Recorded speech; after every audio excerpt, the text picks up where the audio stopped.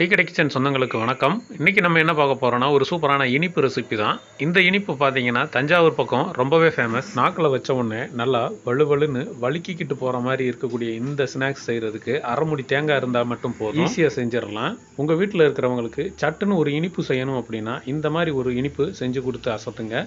இதை எப்படி செய்யலாம் அப்படிங்கிறத வாங்க நம்ம வீடியோவில் போய் பார்க்கலாம்.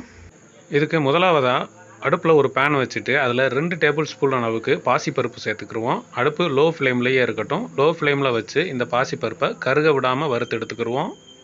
இந்த ஸ்வீட்டோட டேஸ்ட்டுக்கு இன்னொரு முக்கியமான காரணம் இந்த பாசிப்பருப்பு. அதனால் பாசிப்பருப்பை ஸ்கிப் பண்ணாமல் சேர்த்துக்கிறணும். இப்போது பாசிப்பருப்பு நல்லா இந்தளவுக்கு லேசாக ப்ரௌன் கலரில் வர ஆரம்பிச்சிருக்கு. இந்த ஸ்டேஜ்லேயே நம்ம ஸ்டவ் ஆஃப் பண்ணிவிட்டு இது எல்லாத்தையுமே ஒரு தட்டில் கொட்டி நல்லா ஆற வச்சுக்கிடுவோம். நம்ம ஆற வச்ச பாசிப்பருப்பை இந்த ஒரு சின்ன மிக்ஸி ஜாரில் சேர்த்துக்கிடுவோம். இது கூடவே 2 ஏலக்காய் மட்டும் இதில் சேர்த்து இதை ரெண்டையும் நல்லா பொடி பண்ணி எடுத்துக்கிடுவோம். அடுத்ததாக நம்ம அரைச்சி வச்சுருக்கிற இந்த பொடியை சின்ன ஜாரிலேருந்து பெரிய மிக்ஸி ஜாருக்கு மாற்றிக்கிடுவோம். முதல்ல பெரிய ஜாரில் போட்டோம்னா சரியாக அரைப்படாது. இப்போ அடுத்ததாக மெஷர்மெண்ட் கப்பில் 1 கப் அளவுக்கு தேங்காய் துருவி வச்சுருக்கிறோம். அந்த தேங்காய் துருவில் இதில் சேர்த்துக்கலாம். தேங்காயோட அளவு பார்த்திங்கன்னா பெரிய தேங்காயில் அரை முடி தேங்காய் சேர்த்துருக்குறோம். இதை நீங்கள் துருவணும்னாலும் துருவிக்கலாம், இல்லைனா மிக்ஸி ஜாரில் போட்டு கூட நல்லா அரிச்சு எடுத்துக்கலாம். இப்போ இதில் அரை டம்ளர் அளவுக்கு மட்டும் தண்ணி சேர்த்து இதை திரும்பவும் அதெல்லாம் மிக்சியில் போட்டு அரைச்சி எடுத்துக்கலாம். இந்தளவுக்கு அரைப்பட்டாலே போதும். கிட்டத்தட்ட ஒரு தேங்காய் சட்னி பதத்துக்கு இருக்கணும். அடுத்ததாக அடுப்பில் ஒரு பேன் வச்சுட்டு அதில் ஒரே ஒரு டேபிள் ஸ்பூன் அளவுக்கு மட்டும் நெய் சேர்த்துக்கிடுவோம். நெய் உருகின உடனே அதில் சின்ன துண்டு தேங்காய் எடுத்து அதை பொடுசாக இந்த மாதிரி வெட்டி எடுத்து வச்சுருக்கிறோம். அதோடு சேர்த்து 15 முந்திரி பருப்பு எடுத்து அதையும் சின்ன சின்னதாக பொடுசாக இந்த மாதிரி வெட்டி வச்சு இது ரெண்டையுமே இந்த நெய்யில் சேர்த்துக்கிடுவோம். அடுப்பை லோ ஃப்ளேம்லேயே வச்சு கருக விடாமல் லேசாக பொன்னிறமாக வர்ற அளவுக்கு வறுத்து எடுத்துக்கிடுவோம். இப்போ இந்த அளவுக்கு நல்லா ப்ரௌனாக வறுபட்டு வந்த உடனே இதை எடுத்து ஒரு தட்டுக்கு மாற்றிடுவோம். இப்போ அதே பேனில் எக்ஸஸாக 1 டேபிள் ஸ்பூன் அளவுக்கு நெய் சேர்த்துக்கிடுவோம். நெய் சேர்த்துட்டு நம்ம அரைச்சி வச்சுருக்கிற அந்த தேங்காய் விழுதை அப்படியே மொத்தமாக இதில் கொட்டிடலாம். இப்போ அந்த மிக்ஸி ஜாரில் ஒரு 1/4 டம்ளர் அளவுக்கு மட்டும் கொஞ்சமாக தண்ணி சேர்த்து லேசாக அலசி அப்படியே இதில் சேர்த்துருவோம். சேர்த்துட்டு இதை அப்படியே கிண்டி விட ஆரம்பிச்சிடலாம். இந்த நேரத்துலையும் அடுப்பு லோ ஃப்ளேம்லேயே இருக்கட்டும். லோ ஃப்ளேமில் வச்சு மெதுவாக அப்படியே கிண்டி விட ஆரம்பிச்சிடலாம். இப்போ நம்ம சேர்த்த தேங்காய் விழுதுகளில் இருந்த தண்ணி எல்லாமே கொஞ்சம் வற்றி ஓரளவுக்கு நல்லா கட்டியாகி வர ஆரம்பிச்சிருக்குது. இந்த நேரத்தில் மெஷர்மெண்ட் கப்பில் ஒரு 3/4 கப் அளவுக்கு நாட்டு சர்க்கரை சேர்த்துக்கிடுவோம். இது வெயிட்டுன்னு பார்த்தா ஒரு 150 கிராம் குறையாமல் இருக்கும். நாட்டு சர்க்கரைக்கு பதிலாக நீங்கள் வேறு எது சேர்த்தாலும் டேஸ்ட் அந்தளவுக்கு எடுத்து கொடுக்காது.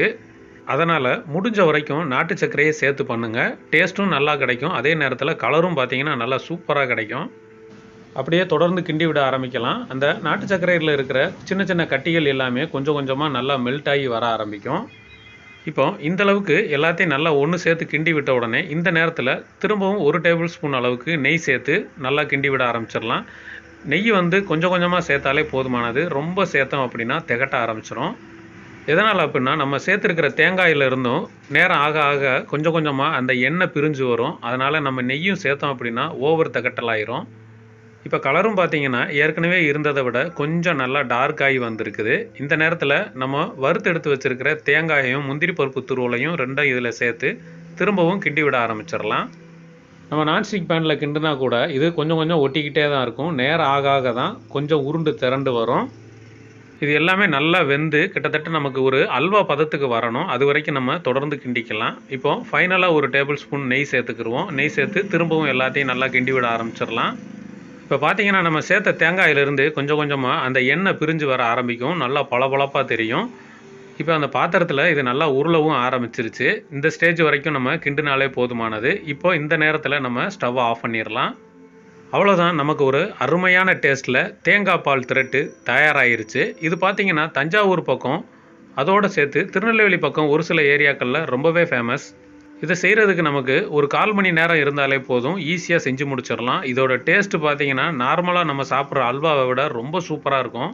நல்ல ரசனையோட தித்திப்பான ஒரு ஸ்வீட் சாப்பிடணும்னு நினைக்கிறவங்க இந்த மாதிரி ஒரு தேங்காய் பால் திரட்டு செஞ்சு சாப்பிட்டு பார்த்துட்டு மறக்காமல் கமெண்ட்டில் சொல்லுங்கள். நம்ம அடுத்து ஒரு இனிப்பான வீடியோவில் சந்திக்கலாம். நன்றி, வணக்கம்.